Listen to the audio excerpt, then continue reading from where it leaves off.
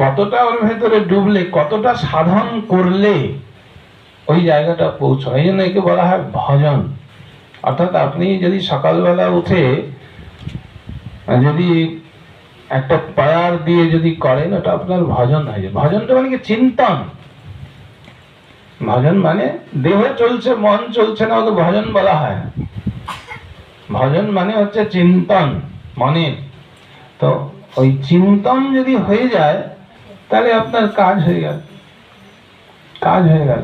এই যে দেখুন, না হম তিষ্ঠামি বৈকুণ্ঠে যোগীনাং হৃদয়ে নশ্চ মৎ ভক্ত যত্র গায়ন্তি। শুধু গান করলে হবে না, আমরা তো গান করছি কৃষ্ণ এখানেই থাকবে না, ভক্ত গান করতে হবে, ওনার ভক্ত হতে হবে আগে। আপনি এখন আজকাল যেমন দেখছেন নাইট শো, বিবিধ কনসার্ট হচ্ছে, একদম আহার শুদ্ধি নেই, চলছে দেদার নেশাগ্রস্ত হয়ে গোটা রাত চলছে গান বাজনা, তা হবে না। এই জন্য একদম স্পষ্ট করে দিয়েছেন, যত্র মদ ভক্ত যত্র গায়ন্তি, যেখানে আমার ভক্ত গান করবে। যাতালোক করলে হবে না, কিন্তু ভগবান বলছে আমার ভক্ত হতে হবে সবাই। ভক্ত কেন না? আমার ভক্তই আমার হৃদয় বোঝে, আমার হৃদয় বোঝে। আমি যেমন আমার ভক্তের হৃদয়ে বাস করি, আবার আমার হৃদয়েও আমার ভক্তই বাস করে। তাহলে ভাবের বিনিময় কখন হবে না? দুটো হৃদয়ের ভাবের বিনিময় হবে কখন না? যখন দুটো হৃদয়ের সমানতা হবে, তবে তো ভাবের বিনিময় হবে। একজন ফিজিক্সের ছাত্র আর একজন বাংলার ছাত্র, এদের মধ্যে কথা হবে? বলুন। একজন সবজি ভাই আর একজন পোস্ট ডক্টরেট করেছেন, এদের মধ্যে কথার আদান প্রদান হবে? কথার আদান প্রদান হবে। দুইজন এক রসের রসিক হতে হয়, তবেই তাদের ভাবের আদান প্রদান হবে। এখন ভগবানের কথা বুঝবে কে? আমাদের মতো এরকম নিরক্ষর লোক কি ভগবানের বুঝবে? ভগবানের কথা বোঝেন, ওনার ভাব বোঝেন ওনার প্রিয়জন, প্রিয়জন। এই জন্য আমরা সবসময় কি বলি? ভক্ত পদ রেণু আমরা কামনা করি। কেন?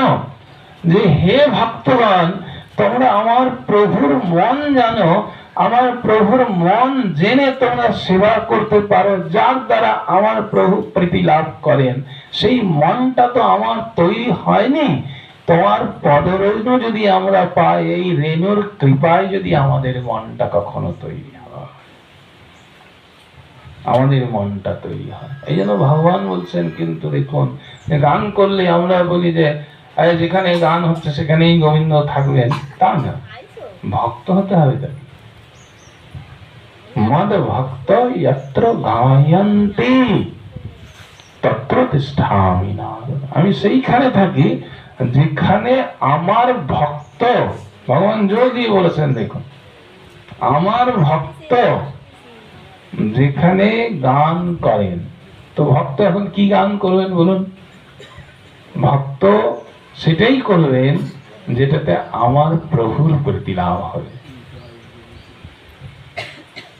ভক্ত মনোরঞ্জনে যাবে না, ভক্ত দেখবেন আমার প্রভু কিসে প্রীতি লাভ করবেন, সেটি হচ্ছে ভক্তের ক্রিয়া, আর কোন ক্রিয়া তিনি জানেন না।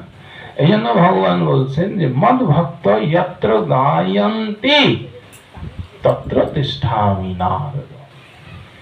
এই যে গান কীর্তন, মহাপ্রভু এই কীর্তন প্রসঙ্গে বলছেন, কদা তব নাম গ্রহণে ভবিষ্যতি।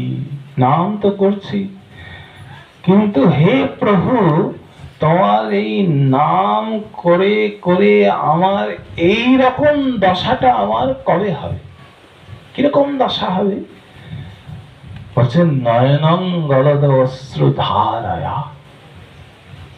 প্রথম মহাপ্রভু বলছেন, হে প্রভু, তোমার নাম করতে করতে এমন দশা আমার কবে হবে যেদিন আমার দু নয়ন দিয়ে নয়ন বাড়ি নয় নয়ন বাড়ির ধারা বইবে একদম। যেমন এই যে বর্ষাকাল শুরু হয়েছে, দেখবেন দু চার ফোঁটা বৃষ্টি পড়ছে, মাটি অনেক সময় সরস হয়, সরস হয়, কিন্তু এই প্লাবনটা যদি প্রতিনিয়ত, বৃষ্টির ধারাটা যদি প্রতিনিয়ত হতে থাকে, তখন এই জলগুলো জমতে জমতে জমতে জমতে দেখবেন ধারা শুরু হয়ে যায়, বইতে থাকে জলগুলো। যেদিকেই নিচু ঢালু সেদিক উচ্চ ঢালু থেকে বইতে থাকে জল, একদম ধারা বইতে থাকে, প্লাবন শুরু হয়ে যায় একদম। তো বলছেন তোমার এই নামটা করতে করতে আমার অন্তরটা এমন তৈরি হবে নামে, নয়নং গলদ অশ্রু ধারয়া, গলদ ধারয়া, অর্থাৎ আমার দু নয়ন দিয়ে নয়ন বাড়িটা এমন বইবে সেটা যেন ধারাবৎ হয়। যে দুঃখটা একটু পড়লো, আমাদের যেমন অনেক সময় দেখবেন নাম শ্রবণ করছি বা ঘরেই প্রভুর চিন্তন করছি, হয়তো দু ফোঁটা একটু জল আসলো কি এক ফোঁটা জল আসলো, মহাপ্রভু তা বলছেন না। মহাপ্রভু বলছেন যে নয়নং গলদশ্রু ধারয়া, ধারয়া। পুরী ধামে মহাপ্রভু যখন জগন্নাথ দেব দর্শনে যান, আপনারা অনেকেই গেছেন পুরী ধামে, মহাপ্রভু গরুর স্তম্ভের পেছনে যে দরজা, যেটি ভোগ মন্দির, যেখানে ভোগ লাগে, অন্ন ভোগ যেখানে সাজানো হয়, ঠিক তার ঠিক সামনের দরজায় গরুর স্তম্ভের পেছনে মহাপ্রভু দাঁড়িয়ে এইখান থেকে এতটা দূর থেকে জগন্নাথ দেবকে দর্শন করতেন। এইরকম ভাব। এই যে দর্শন করতেন, দর্শন করতে করতে করতে করতে মহাপ্রভুর অন্তরে ভাবের বিকার হচ্ছে।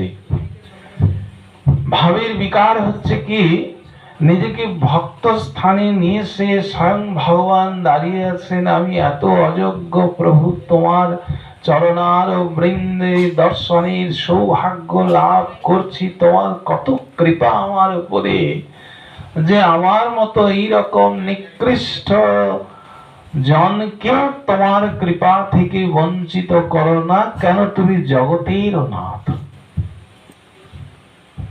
মাদৃশ হীনাচারীর উপরেও তোমার যে কৃপা করুণা বর্ষিত হচ্ছে, এবং আমি তোমার চরণাগ বৃন্দ দর্শন করার সৌভাগ্য আমার হলো, তোমার কৃপা যে আমার উপরে এত, এই চিন্তন করে মহাপ্রভুর ভাবাবিষ্ট দেখুন। এবং এই ভাবের বিকার এমন হলো, এই হৃদয়টা দেখুন গলছে, গলতে গলতে কি হলো, কঠিন বস্তু যদি তরলের দিকে হয়, তখন কঠিনের কাঠিন্য ধর্ম ত্যাগ করে তারল্য ধর্মে আসে।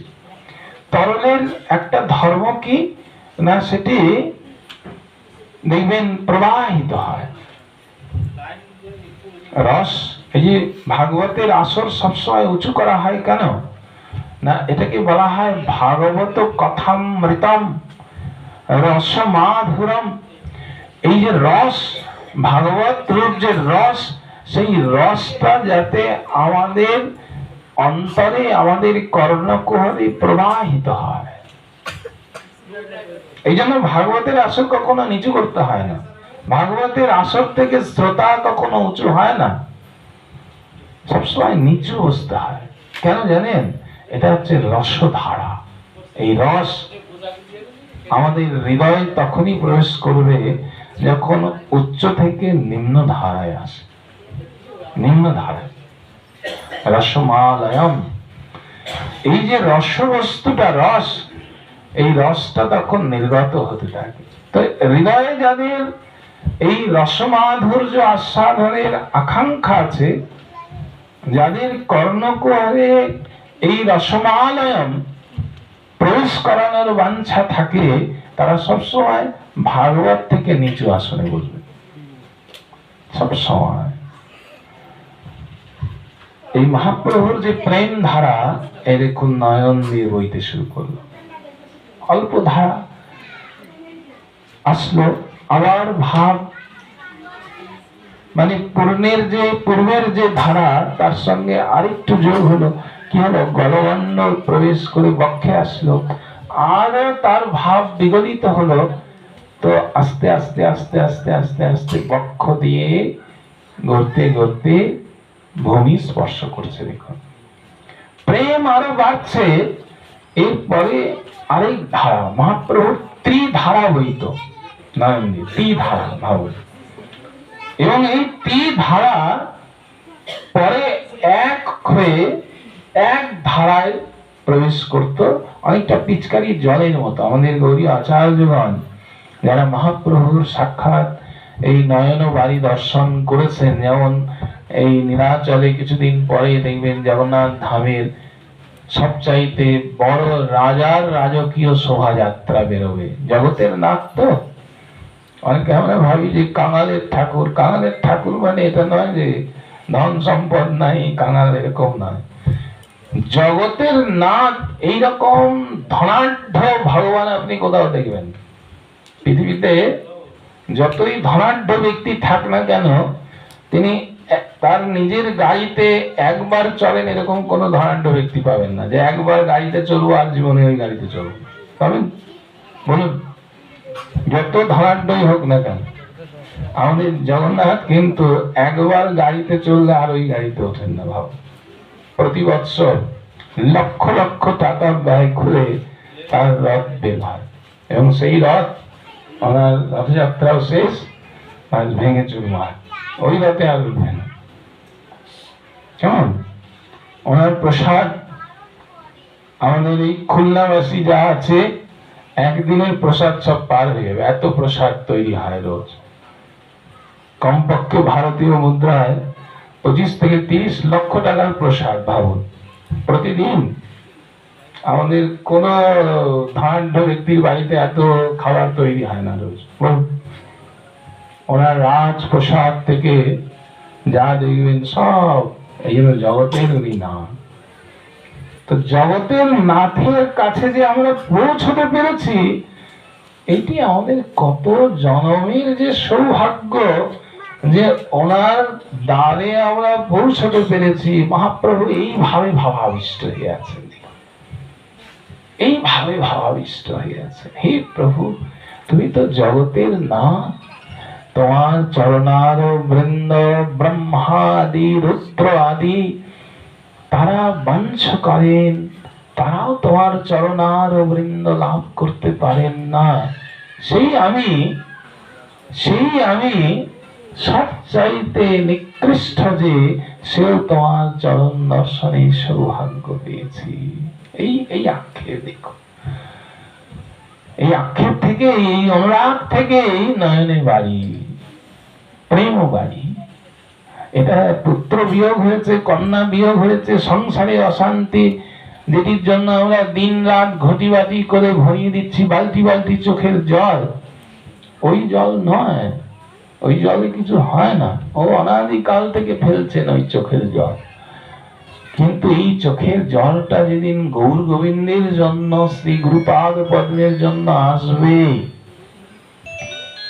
এই চোখের জলটা পুত্র কন্যা সংসারের যে চোখের জল, এই জলটা যেদিন শ্রী গুরুদেবের জন্য হবে, যেদিন গৌর গোবিন্দের জন্য হবে, সেদিন বুঝবেন যে ভক্তি জীবনে হচ্ছে প্রবেশাধিকার।